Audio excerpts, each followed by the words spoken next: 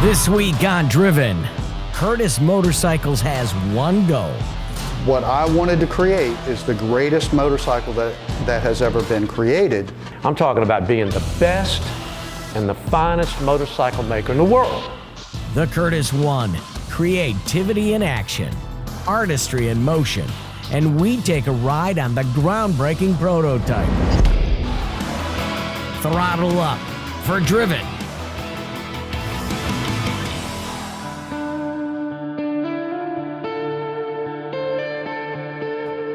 In a garage in New Orleans, design becomes a reality for Curtis Motorcycles. Rooted in a history of innovation that produced 1,300 hand-built motorcycles, American V-twins that left the moto world in awe and remain sought-after collectibles today. Curtis Motorcycles are designed with purpose and passion. The goal for this motorcycle was to design the greatest motorcycle that's ever been conceived, designed, and executed. Now, the idea behind this is, yes, we use EV technology, but that's not nearly enough. That's not enough for me. What I wanted to create is the greatest motorcycle that has ever been created that happens to be an EV motorcycle. A goal designed with purpose and passion. Man, passion is the only thing that really has value. Right? You can teach somebody how to wire an EV motorcycle. You could teach someone to be an electrical engineer, but you can't teach somebody to have passion. It's the only thing that really matters, that you have to have. That's the only prerequisite, is passion. Design is thought to start with a sketch, but actually, it started years before. I've spent my entire adult life thinking about motorcycles and almost nothing else. It grew in fine art school. Not only was the idea there, I was actually doing that in art school and turning motorcycles in as sculpture projects. And I would receive a no grade, I would receive an F. So I'd have to go back and then do the so-called sculpture work in addition to the motorcycle stuff that I was turning in that my professors refused to grade. The design grew from a passion mutually shared for over 25 years. Matt loves motorcycles just as much as I do. So that's what we're about. We're about making great motorcycles, first and foremost. What I look for is people that are a lot smarter than me. It's not that hard for me to find them. So that's why I love him so much, because he's so damn smart. And he is into this stuff, but he's more than passion, he's real smart. You know, Matt's really one of only a handful of people who've ever really cared about what I thought about motorcycles, or cared enough to actually make an investment in me. What an honor. I mean, how many people do you know think that your ideas are so interesting that they're willing to go to the mat to get them funded? That's what Matt Chambers has done. He believed in me. The design also finds its inspiration in the company's namesake, the revolutionary motorcycle and aviation pioneer, Glenn Hammond Curtis. If you love motorcycles, your motorcycle heroes really starts with Glenn Curtis. He's the pioneer of American motorcycle hot rod culture. Because Curtis was not just a genius like Mr. Nesbitt is, but he was also daring like Mr. Nesbitt is. That's why he jumped on that motorcycle, ran 136 miles an hour in 1906, when the guys on Harleys were doing about 30 miles an hour. 136 miles an hour, and became the fastest man on earth. I don't just mean the fastest guy on a motorcycle. I mean the fastest guy, period. Part of the reason that I was inspired by it is nobody knows that Mr. Curtis was even into motorcycles, because he's famous for what he brought to aviation, for inventing naval aviation. But he's not known as the greatest motorcyclist in the history of our passion. The Curtis One, designed with passion and purpose, while acknowledging the past. What would Curtis, the internal combustion innovator, think of his signature electric motorcycle? I think that he would be honored that people over 100 years later would still hold his feats of daring do in such high esteem. He would be very proud of that people would honor him in that way. I mean, it's on the shoulders of giants that I stand. If Glenn Curtis were here, he invented 120 years of ICE. Well, why don't we bring him back to invent the next chapter in motoring on two wheels? Chambers is positive that the next chapter, the story electric, is now. There's absolutely no question that we are entering into a new age of motoring. That's a fact. So in the motorcycle universe, it hasn't happened yet because the one by Curtis had to happen first. The Model S was the motor car that really spawned the sense of people finding out, okay, now I get it. There's going to be a new age of motoring, because the Model S was a highly desirable car that looked cool, and it was electric. And thus began the new era. But now you'll see, Lotus has a 133 coming out. The Polestar 5 is really cool. You see the Lyric from Cadillac, a great electric SUV. The Celestiq, which is the new $300,000 Cadillac, which is kind of the American luxury car version of what the one by Curtis is. But the situation is clear. No one has made a desirable electric motorcycle until that, an honest Curtis motorcycle. Up next, inside the art and technology of the Curtis One and the zen of EV motorcycle design. When Driven continues.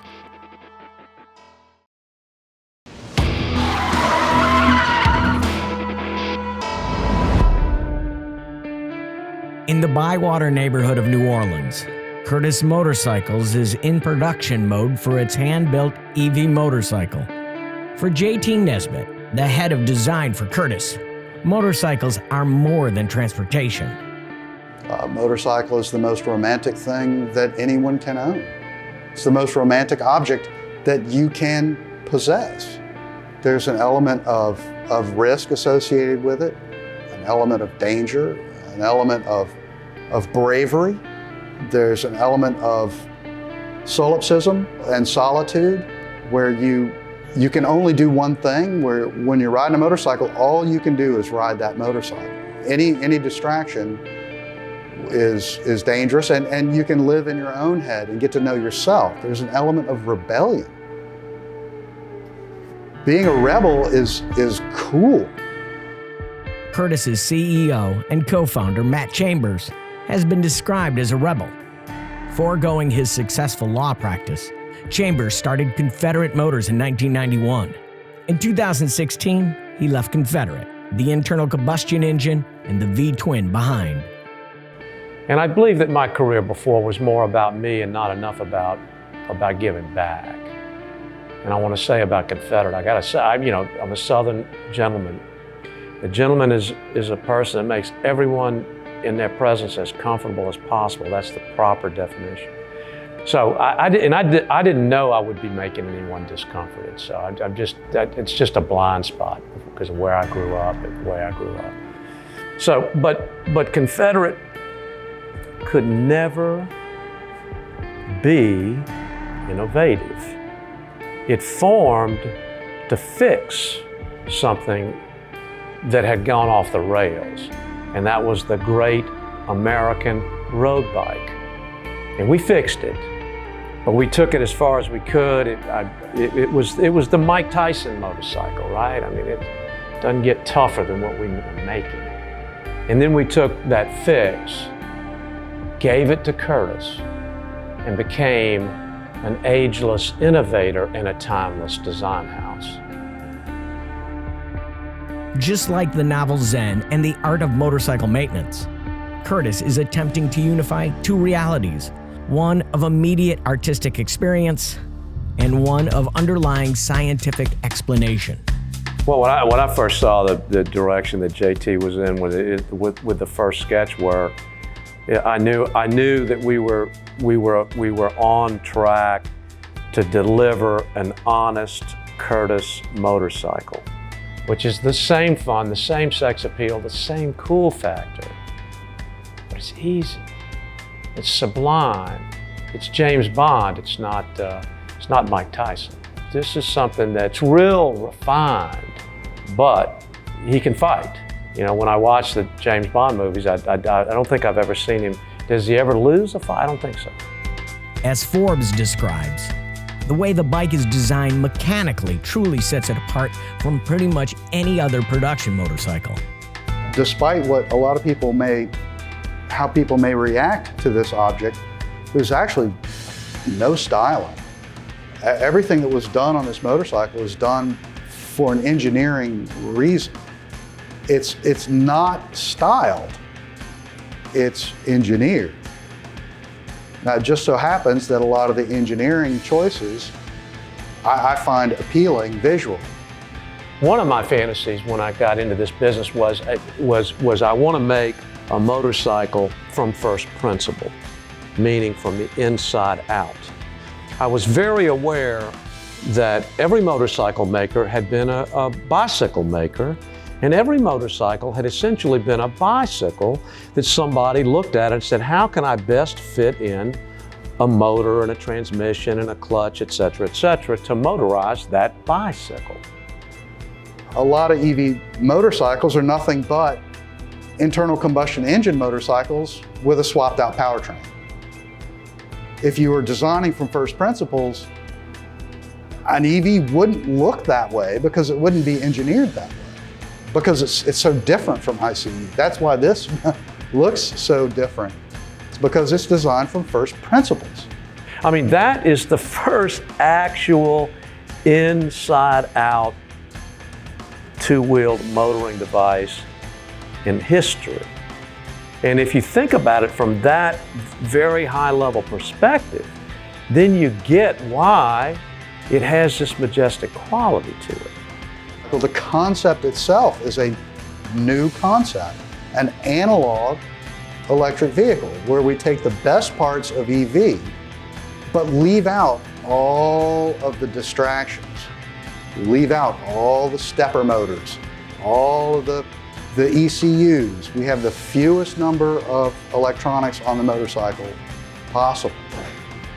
And if you want to make a change, you make the change to your motorcycle with this, and the toolkit. I visited JT's studio to get a first-hand look at first principle in action. When you think of EV transportation, you don't think of tools at all, but this bike comes with a toolkit. Yeah, I'm actually really proud of the toolkit. You know, a really thoughtful toolkit says something about the design. You know, it's kind of like the last thing that gets thrown into most vehicles. Often in first principle design, the last shall be first, and the toolkit can do it all. It's one of the greatest toys that's been ever given to a motorcycle guy, because you can safely make geometric changes to the entire machine and then experiment with it. Move it. You're changing the trail of a motorcycle. You can substantively change the way the motorcycle rides. Now you're at 4.5 inches of static trail. You've just done an adjustment to a motorcycle that no one else on earth has ever been able to do.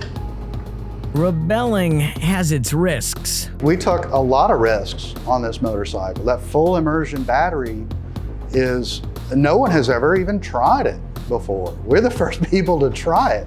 The battery is also the radiator? Yes, that's why it's finned. Not only is it externally finned, it's internally finned as well to increase the surface area and to extract the heat from the coolant. So we have coolant coming in direct contact with the individual cells. The entire thing is soaking in coolant. No one's ever done this before. This is totally new technology. The whole chassis is designed to absorb heat from the inverter and onboard charger, and the steering neck and the motor itself. That's why it looks the way it looks.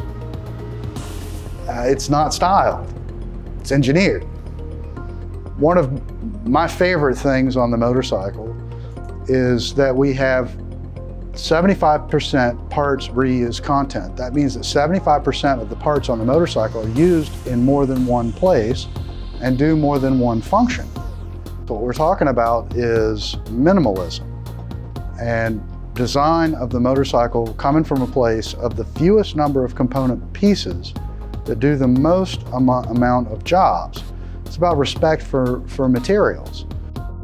There are other firsts in the Curtis One, but it all goes back to first principle design. How do we make it better? It's again, designing from first principles. How do you take the original needs of this part and how do you make it better? Up next, from LA to LA, Curtis takes the One off-road and into a museum. When Driven continues.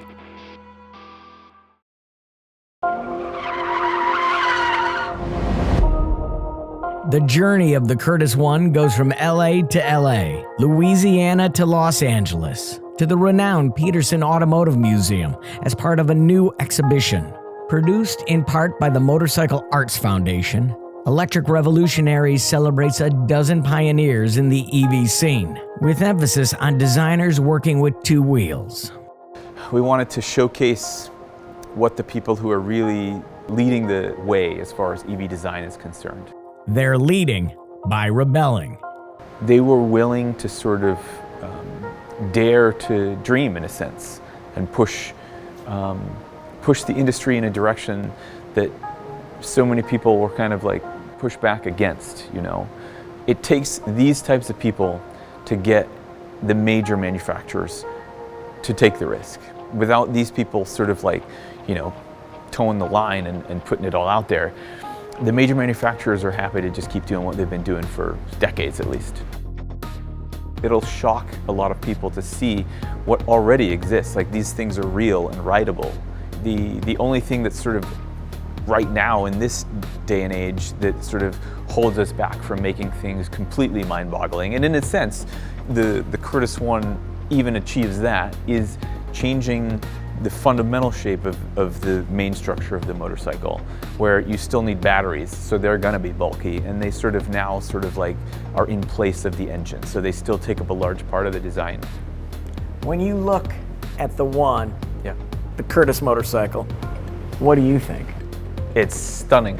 It is, I mean, it stops you in your tracks the first time you see it because you're not really sure what you're looking at. You know it's a motorcycle. You know it's a motorcycle. It's almost like, but you don't think it really works. But it is. It's a 100% functional and it does it very well.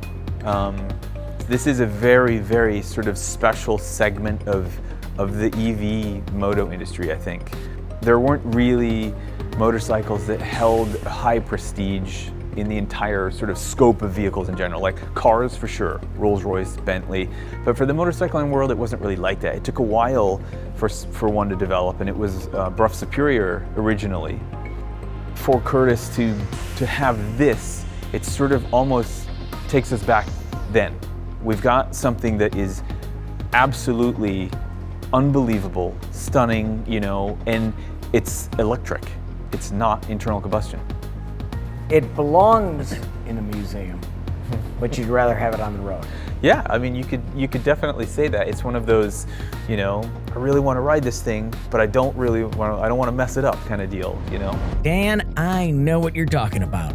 Up next, it's a six-figure prototype, and I'm taking it for a ride. When Driven continues. The Peterson exhibit drew thousands to see the Curtis One, but few have taken it for a ride, and fewer with less experience than I. Except for a few times in my youth, I never rode bikes, and certainly not in the last 20 years. This Curtis prototype changed all that. The controls are very, very simple. This is your front brake, From brake, rear brake.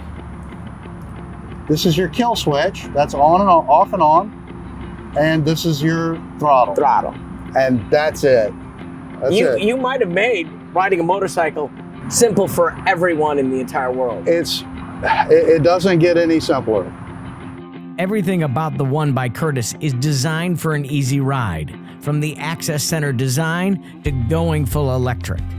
In a normal internal combustion engine, a large part of your brain is dedicated to keeping that engine alive.